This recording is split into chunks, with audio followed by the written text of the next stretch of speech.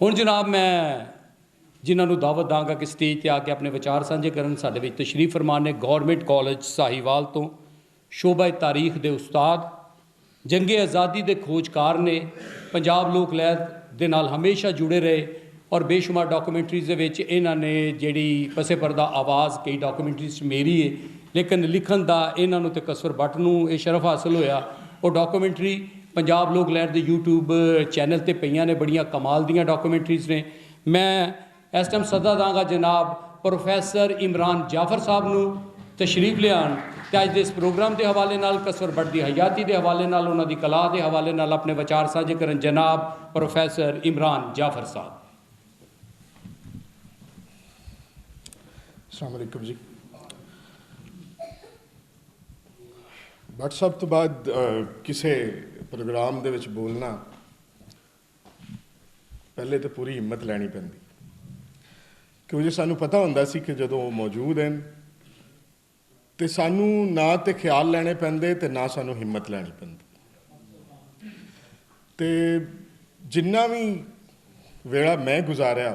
साडा तल्लक उस नस्ल नाल है जिन्ना रजिस्टेंस नहीं वेखी कोई भी, जिन्ना उत्ते एक इंज दा असेब एक इंज दा कोई साया नाजल होया, जिन्ना ना बोलना सीखिया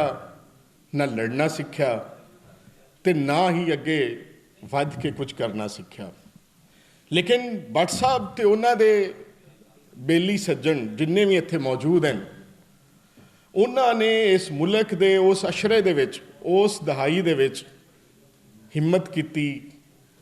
जदों कोई बोलता नहीं सी और वो बोलन जड़ा सी भावें तारीख ने सानू खामोश करवाया पर वो कहा जाता है कि जिहड़ी तारीख खून नाल लिखी जाती है वो किसी दे कलम नाल नहीं बदली जा सकती।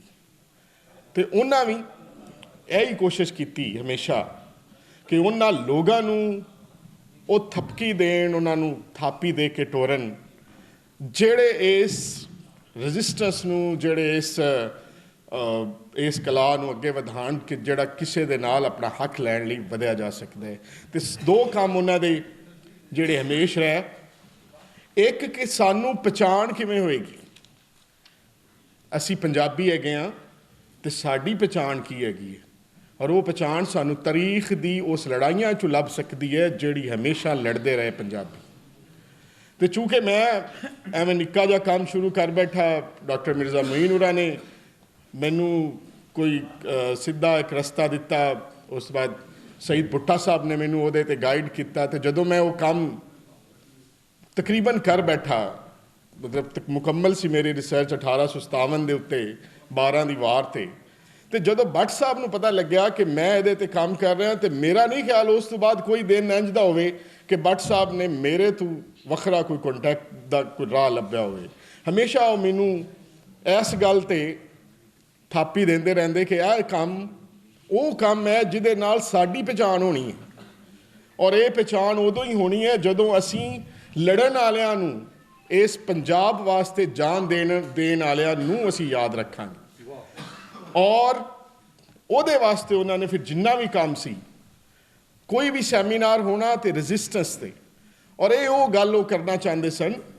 कि नवी नस्ल नूं जे असीं सिखा दिता ना कि किवें मुकाबला करीदा है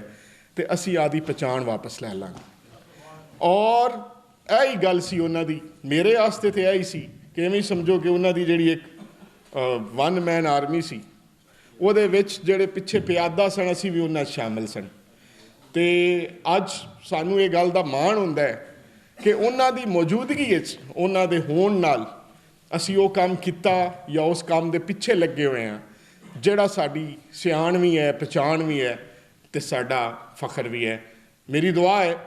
कि उन्हां दा जिहड़ा डीवा साडे कोल बलिया होया ये इंज ही बलदा रहे तो साडे वर्गे जिहड़े नवी नस्लों के जिहड़े नौजवान तो जिहड़ी साडे होर पिछों आने वाले सज्जन हैगे ने वो भी उन्होंने फड़दे हुए अगे जाण उस रोशनी नूं तां जे असीं पूरी पहचान पूरी शनाख्त लै सकीए। बहुत शुक्रिया।